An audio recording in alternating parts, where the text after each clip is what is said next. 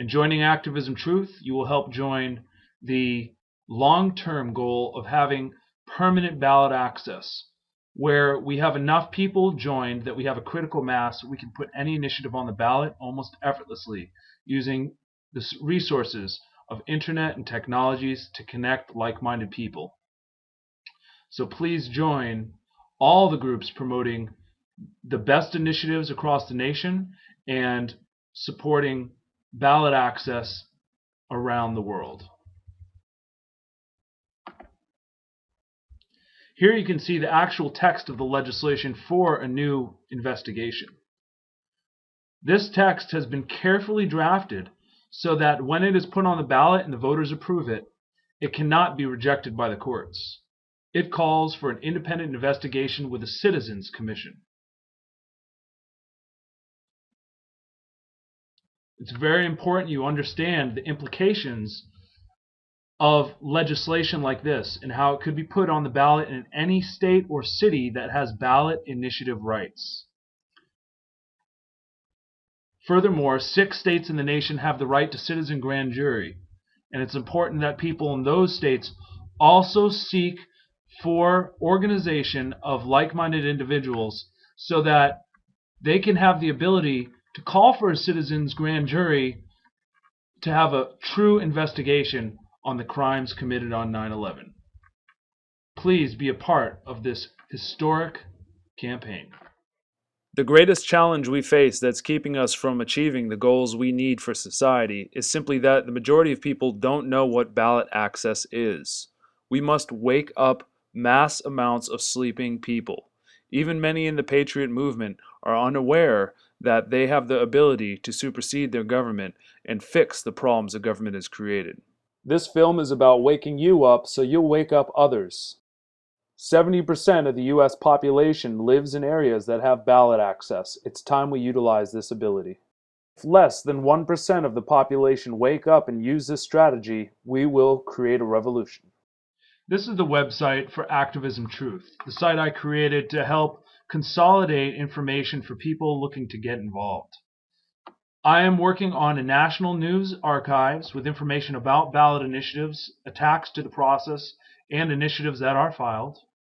And I'm looking for writers who will assist in supporting the creation of articles for this news archive. Also, I have a very detailed About Us section with information about the ideas behind this organization, problems, solutions, and strategies. I also have a state archive that's just getting started. I look forward to adding many more states. As you can see, I've only added Florida so far. This is a very detailed process. I have to add a lot of information about each state's rules and regulations. And I need more people to investigate their state's initiative rights so that they can help provide information for this map, which will be an incredible resource. I also have links to other groups and organizations around the country and the world that are promoting ballot access. And the goal is to eventually create a training system to teach people how to become very effective petition circulators, and also to network and organize people through the internet so that we can combine our powers, our ability to use technology, and bring direct democracy into the 21st century. Finally, I will promote ballot initiative circulation opportunities when there are paid initiative drives for initiatives that I support that are in fact going to help protect the people and the Constitution. So if you're interested in being a part of the ballot access solution, join the network that I've started with the Thrive organization. You may have seen the movie Thrive. They are allowing people to create organizations all around the world. So if you have an issue that you're concerned with, you can join my group and even create your own group, and we can help together organize people for ballot access. It allows you to have a forum, people can join, and you can have a lot of fun talking with people and even make real progress at creating the solutions. People have tried writing their congressmen, protesting. The whole Occupy movement started out with a lot of momentum, but was quickly crushed by authoritarian government. The people at the bottom of the pyramid realize they're getting screwed by the top. There's only two ways to fix things in our society. Either legislation is made by the politicians or by the people under the legal means of the ballot initiative This is what it's process. going to take. There's only two venues to bring about change. One is the government, where the problem exists because of the structure of representative government, and the other is the people. The people can directly make laws and set policies. What is Citizens in Charge all about? Well, we believe that every American has a right to have a say in his or her government. They not only have a voice, they ought to have a vote, a decision-making presence in the political process. And the best way to do that is through initiative and referendum and recall. This is recalltherogues.org, a state-by-state guide to show you the importance of the recall process and how we can utilize it. This site talks about the importance of the recall process and how people can unite our efforts to utilize this power to our full advantage. We have the opportunity to kick politicians out of office before their terms expire. It's about time we start organizing to do so. It's going to require a brand new organization to force the recall process onto the ballot, encouraging real solutions to come forward and better candidates to run for office.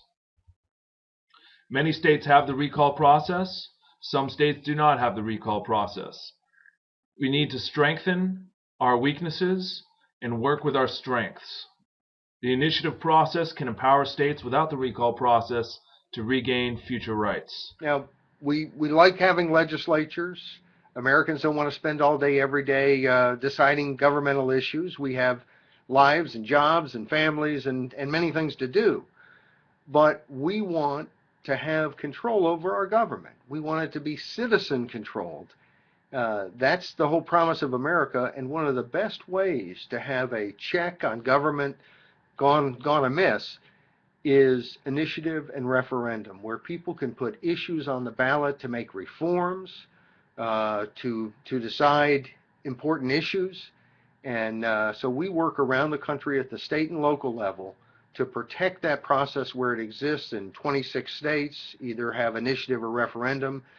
Most states have initiative and referendum at the local level, and we work to protect that and to expand it to the states or the cities and counties that don't have a way for citizens to directly represent themselves. In America, we believe that the people should rule within constitutional limits, of course.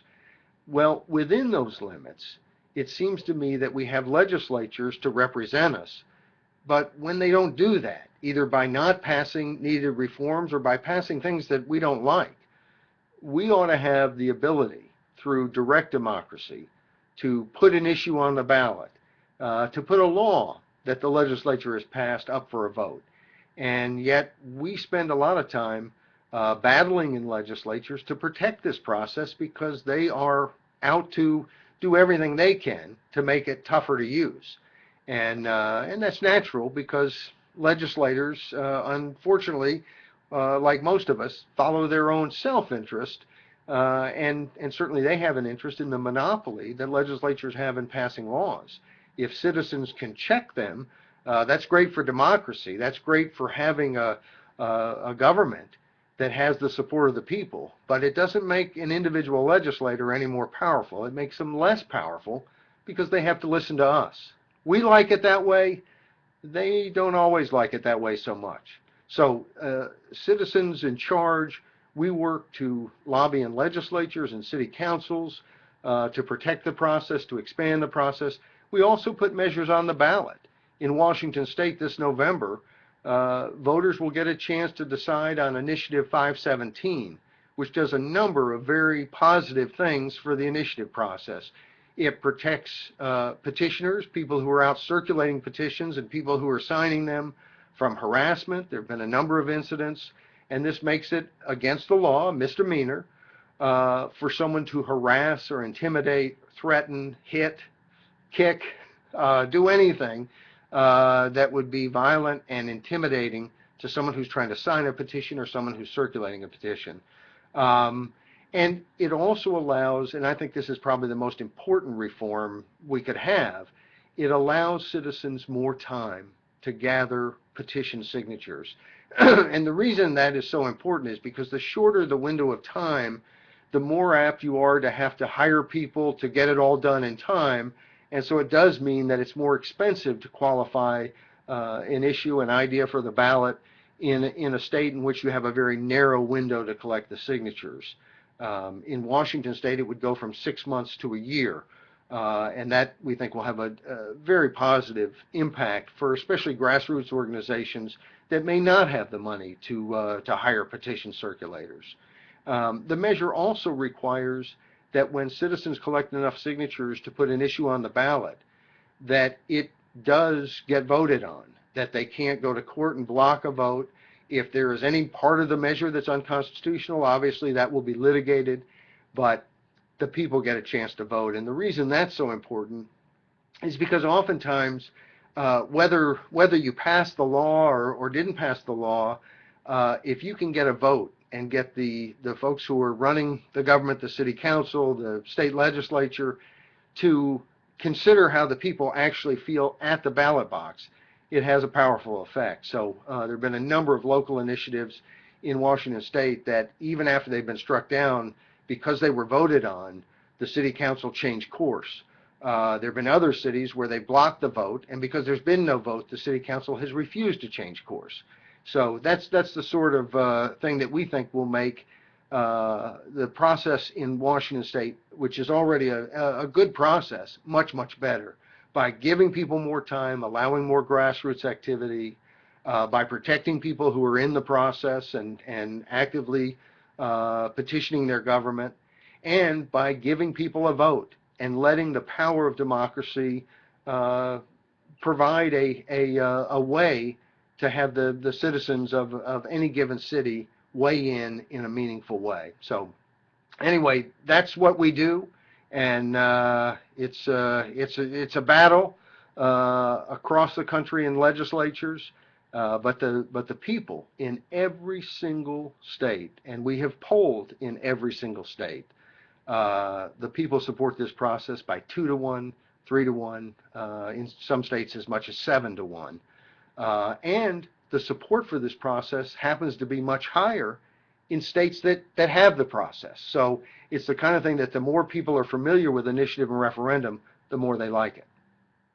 I got interested in ballot access way back in the middle 1960s.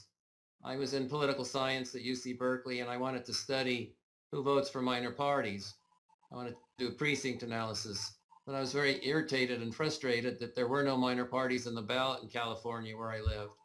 And I couldn't figure out why. And so I started paying attention to the ballot access laws. And that's when I realized my state had a very, very bad, tough law. And that's why there were no minor parties in the ballot.